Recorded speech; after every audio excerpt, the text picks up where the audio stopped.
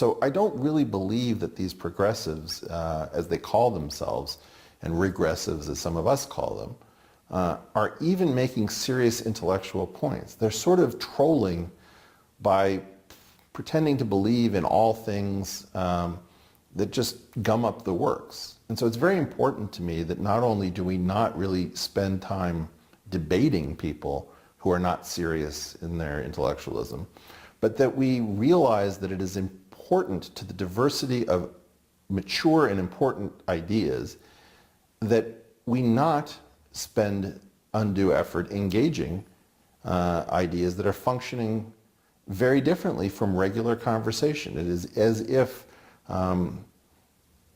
somebody asks, should we have a diverse dinner tonight?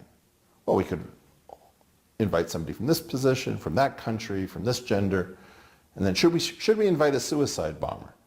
Well, if you're a suicide bomber, that bit of diversity is going to take down the entire conversation as well as all the people at the table, right? Well, these are like suicide bombers in terms of their ideas. They are attaching themselves to real conversations and blowing up the conversation so that you can't actually speak. And I think what we need is we need to realize that the diversity of ideas that have to be explored hinges on not allowing in bad diversity. That is, you don't want a single person at the table who wants to scuttle the conversation. And that's not something that we've understood about the modern left. The modern left is very often focused on scuttling any realistic conversation so that it can continue to threaten and terrorize people into pretending to hold positions that no sane person could possibly hold. Why do you think it's become like this? Well, I think my wife probably has the best explanation, which is that when you're actually dependent on labor for your voter base, labor has economic issues. So this is the great search for something cheaper than labor.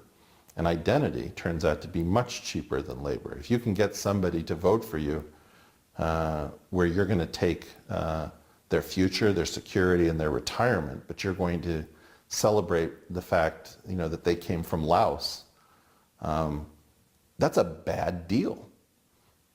Nothing against the Laotians, but for God's sake, stand up for yourself as a worker before you stand up for yourself as somebody who needs to see Southeast Asia celebrated on the national stage. It's not that exciting. Demand more from your representatives. This is the great search for the cheapest possible constituency. And that's exactly why I think it's happening. I think it's because the traditional Democratic voter base was too expensive. They wanted real change. They wanted to participate economically. They wanted to participate at the level of power. And the donor base said, isn't there anything cheaper than labor? And I think they found something.